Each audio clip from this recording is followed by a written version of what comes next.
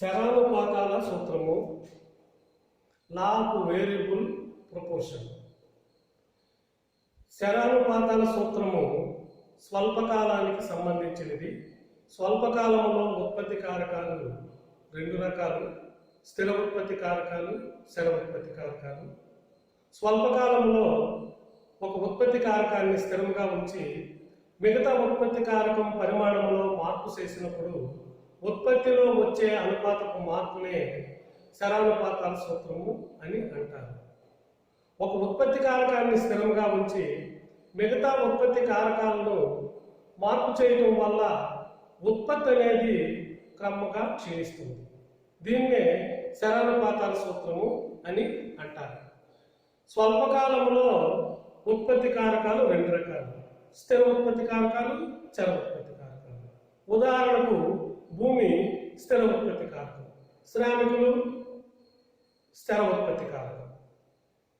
శరానుపాతాల సూత్రము రికార్డో బాటక్ సిద్ధాంతానికి మాల్థస్ జనాభా సిద్ధాంతానికి ప్రాతిపదిక.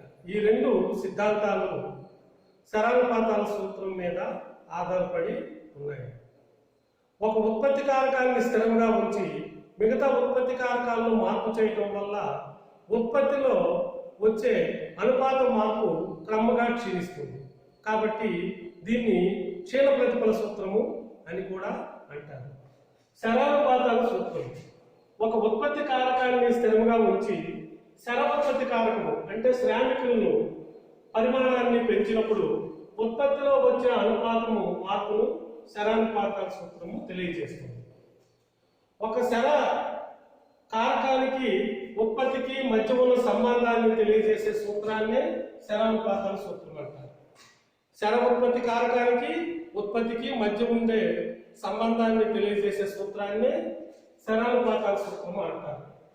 వ్యవసాయ పద్ధతుల్లో మార్పు లేకుండా భూమిని నిలకడగా ఉంచి శ్రామికులు మూలధనాన్ని పెంచుతూ ఉంటే సాధారణ ఉత్పత్తి పెరుగుదల తక్కువ అనుపాతములో ఉంటుంది. మార్షల్ నిర్వచనం. శరానుపాతాల సూత్రము ప్రమేయాలు. శరానుపాతాల సూత్రము ఈ క్రింది ప్రమేయాలపై ఆధారపడి ఉంది. 1. ఉత్పత్తి కారకాల సమ్మేళనాన్ని మార్చడం సాధ్యమవుతుంది. 2. ఒకటి లేదా కొన్ని ఉత్పత్తి కారకాలను మార్చి మిగతా వాటిని స్థిరంగా ఉంచడం. 3. శర ఉత్పత్తి కారకాల అన్ని యూనిట్లు సజాతీయాలు. శర ఉత్పత్తి కారకాలైనటువంటి శ్రామికులు అన్ని యూనిట్లు సజాతీయంగా ఉంటాయి. 4. సాంకేతిక పరిజ్ఞానము లేదా సాంకేతిక విజ్ఞానంలో మార్పు ఉంది. ఉత్పత్తి పద్ధతుల్లో కానీ సాంకేతిక విజ్ఞానంలో కానీ మార్పు ఉంది. ఇది స్వల్పకాలానికి సంబంధించిన భావన, స్వల్పకాలానికి మాత్రమే వర్తిస్తుంది. 6. ఉత్పత్తిని భౌతిక యూనిట్లలో చెప్పవచ్చు. ఉత్పత్తిని భౌతిక యూనిట్లలో చెప్పవచ్చు. ఈ ప్రమేయాలను ఆధారంగా చేసుకుని శరానుపాతాల సూత్రాన్ని వివరించవచ్చు. ఒక ఉదాహరణ ద్వారా వివరించవచ్చు. ఉదాహరణకు భూమి స్థిర ఉత్పత్తి కారకంగా స్థిరంగా ఉంచి ఆ భూమి మీద శ్రామికుల సంఖ్య పెంచుతూ పోతే ఉత్పత్తి అనేది క్రమముగా పెరుగుతూ తర్వాత క్రమంగా గరిష్ట స్థాయికి చేరిన తర్వాత క్రమంగా తగ్గుతుంది.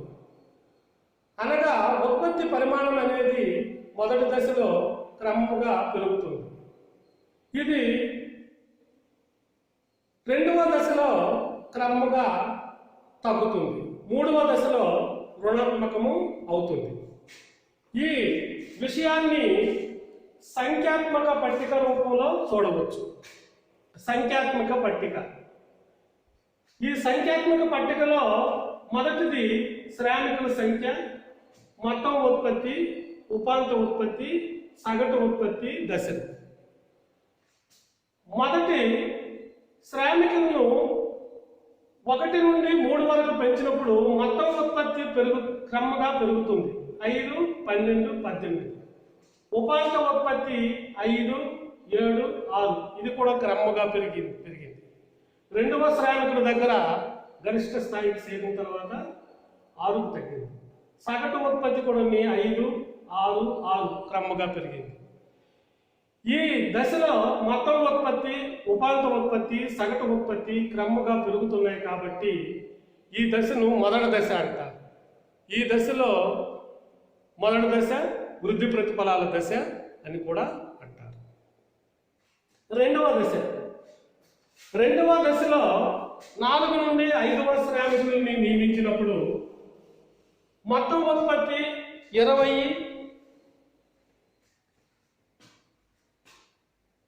మొత్తం ఉత్పత్తి 4వ శ్రామికుల దగ్గర 20, 5వ శ్రామికుల దగ్గర 20, ఉపాంత ఉత్పత్తి 2 0, సగటు ఉత్పత్తి 5 4. అంటే ఈ దశలో మొత్తం ఉత్పత్తి స్థిరంగా ఉంది, ఉపాంత ఉత్పత్తి శూన్యము, సగటు ఉత్పత్తి క్రమంగా తగ్గుతుంది. రెండవ దశనే స్థిర ప్రతిఫలాల దశ అని అంటారు. స్థిర ప్రతిఫలాలు అంటే మొత్తం ఉత్పత్తి స్థిరంగా ఉంది కాబట్టి స్థిర ప్రతిఫలాలు దశ అంటారు. 6, 7 శ్రామికులను నియమించినప్పుడు మొత్తం ఉత్పత్తి అనేది 18, 14, ఉపాంత ఉత్పత్తి రుణాత్మకం అవుతుంది, -2, -4, సగటు ఉత్పత్తి 3 2.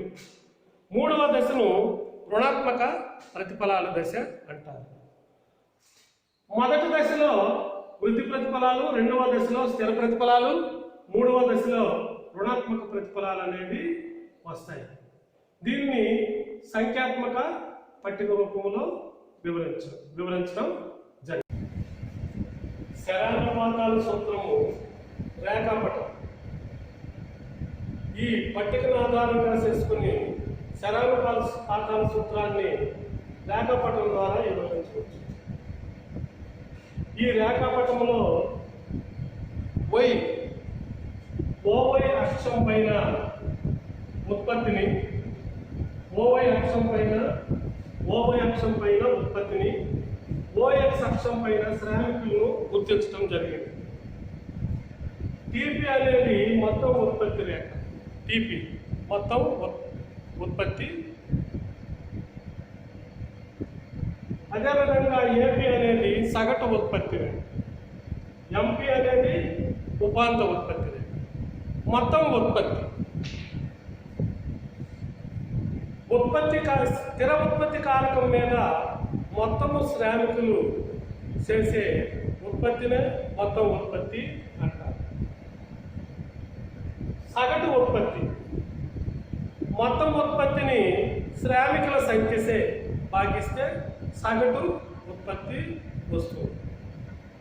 సగటు ఉత్పత్తి మొత్తం ఉత్పత్తి బై శ్రామికుల సంఖ్య. ఉపాంత ఉత్పత్తి అదనంగా ఒక శ్రామికుడిని నియమించటం వల్ల అదనంగా వచ్చే ఉత్పత్తిని ఉపాంత ఉత్పత్తి అంటారు. ఉపాంత ఉత్పత్తి మొత్తం ఉత్పత్తిలో మార్పు బై శ్రామికుల్లో మార్పు. దాన్ని MP delta TP by delta L గా మనం చెప్పవచ్చు.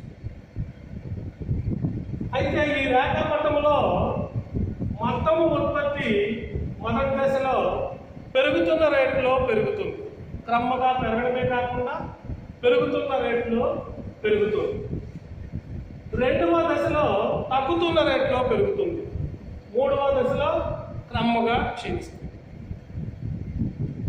అదేవిధంగా 1 నుండి 3 శ్రామికులు నియమించినప్పుడు రెండో శ్రామికుల వద్ద ఉపాంత ఉత్పత్తి గరిష్ట స్థాయికి 7కు చేరింది.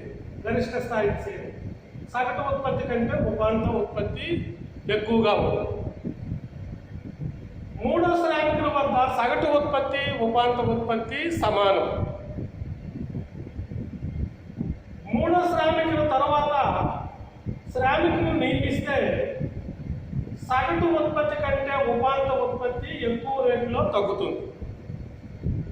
ఈ మొదటి దశలో మొత్తం ఉత్పత్తి పెరుగుతున్న రేటులో పెరుగుతుంది, సగటు ఉత్పత్తి పెరిగింది, ఉపాంత ఉత్పత్తి పెరిగింది.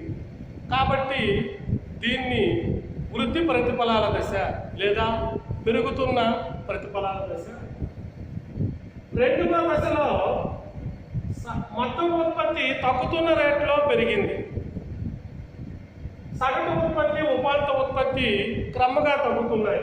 కాబట్టి ఈ దశను తగ్గుతున్న ప్రతిఫలాల దశ. అయితే ఇక్కడ మొత్తం ఉత్పత్తి స్థిరంగా ఉంది, స్థిర ప్రతిఫలాల దశ అని కూడా. మూడో దశలో మొత్తం ఉత్పత్తి గరిష్ట స్థాయికి చేరిన తర్వాత, అంటే ఇక్కడ రెండో దశలో మొత్తం ఉత్పత్తి గరిష్ట స్థాయికి చేరిన తర్వాత అంటే 20, ఉపాంత ఉత్పత్తి శూన్యం. ఇది రెండవ దశ. రెండవ దశనే స్థిర ప్రతిఫలాల దశ అని అంటారు. స్థిర ప్రతిఫలాల దశ అని అంటారు. మూడవ దశ గరిష్ట స్థాయికి చేరిన తర్వాత మొత్తం ఉత్పత్తి క్రమంగా తగ్గుతుంది. మొత్తం ఉత్పత్తి క్రమంగా తగ్గుతుంది. సగటు ఉత్పత్తి తగ్గుతుంది. ఉపాంత ఉత్పత్తి రుణాత్మకం అవుతుంది. మూడవ దశను రుణాత్మక ప్రతిఫలాల దశ అంటారు.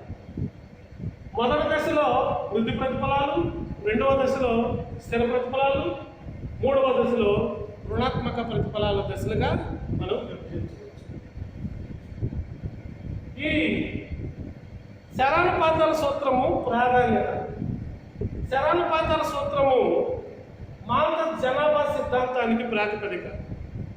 ఈ శరానుపాతాల సూత్రాన్ని ఆధారంగా చేసుకుని మార్షల్ జనాభా సిద్ధాంతాన్ని ప్రతిపాదించడం జరిగింది. రెండు, రికార్డో బాటక్ సిద్ధాంతం. రికార్డో బాటక్ సిద్ధాంతం భూసారంలో వైవిధ్యం వల్ల బాటకం వస్తుంది అనే సిద్ధాంతాన్ని ప్రతిపాదించారు. మొదట అధిక సారవంతమైన భూములు, రెండోది మధ్య రకమైన భూములు, మూడు తక్కువ సారవంతమైన భూములు సేద్యం చేయడం వల్ల ఉపాంత భూమి నుండి వచ్చే ఉత్పత్తి అనేది తక్కువగా ఉంటుంది, శూన్యము. అంటే ఉపాంత భూమి నుండి వచ్చే బాటకం అనేది ఉండదు. అక్కడ బాటకం లేని భూమినే ఉపాంత భూమి అంటారనే సిద్ధాంతాన్ని ప్రతిపాదించారు. ఈ రికార్డో బాటక్ సిద్ధాంతానికి క్షీణ ప్రతిఫల సూత్రం అనేది వర్తిస్తుంది. కాబట్టి రికార్డో బాటక్ సిద్ధాంతానికి ఈ సిద్ధాంతము జాతీయ ఆదాయము పంపిణీ గురించి వివరిస్తుంది. 4, విలువ సిద్ధాంతం. విలువల గురించి, వస్తువు విలువల గురించి, ధరల గురించి తెలియజేసే సిద్ధాంతం. విలువలకి సిద్ధాంతానికి ఇది ప్రాతిపదిక. 5, ఉత్పత్తి వ్యయాల స్వభావం. ఉత్పత్తి వ్యయాలు సగటు వ్యయము, ఉపాంత వ్యయము ఎలాగ పెరుగుతుంది, సగటు వ్యయము క్రమంగా తగ్గుతూ తర్వాత పెరుగుతుంది, దాన్ని గురించి తెలియజేస్తుంది. అంటే వ్యయ రేఖల స్వభావం ఎలా ఉంటుంది అనే దానికి క్షీణ ప్రతిఫల సూత్రము ప్రాతిపదికగా చెప్పుకోవచ్చు. ఈ వ్యయాలు అనేవి యు ఆకారములో ఉంటుంది అనే విషయాన్ని తెలియజేస్తుంది. విమర్శ. ఈ ఉత్పత్తి కారకాల సమ్మేళనాన్ని మార్పు చేయడానికి వీలున్నప్పుడు మాత్రమే ఈ సూత్రము వర్తిస్తుంది. 2, ఇది స్వల్పకాలానికి మాత్రమే వర్తిస్తుంది. దీర్ఘకాలానికి ఈ సూత్రం అనేది వర్తించదు. సాంకేతిక పరిజ్ఞానంలోనూ ఉత్పత్తి పద్ధతుల్లోనూ మార్పు వచ్చినప్పుడు ఈ సూత్రం అనేది క్షీణ ప్రతిఫలాలు అనేవి వర్తించదు. అదేవిధంగా ఉత్పత్తిని భౌతిక యూనిట్లలో కొలుస్తారు. భౌతిక యూనిట్లలో కొలవకుండా ద్రవ్య యూనిట్లలో కొలిసినప్పుడు ఉత్పత్తి పెరిగినప్పటికీ ఇక్కడ వస్తువు విలువ అనేది పెరగడం అనేది జరుగుతుంది. కాబట్టి భౌతిక యూనిట్లలో కాకుండా ద్రవ్య యూనిట్లలో కొలిసినప్పుడు ఇక్కడ ఆదాయం అనేది పెరుగుతుంది. కాబట్టి ఇటువంటి సందర్భాల్లో ఈ సూత్రం అనేది వర్తించదు.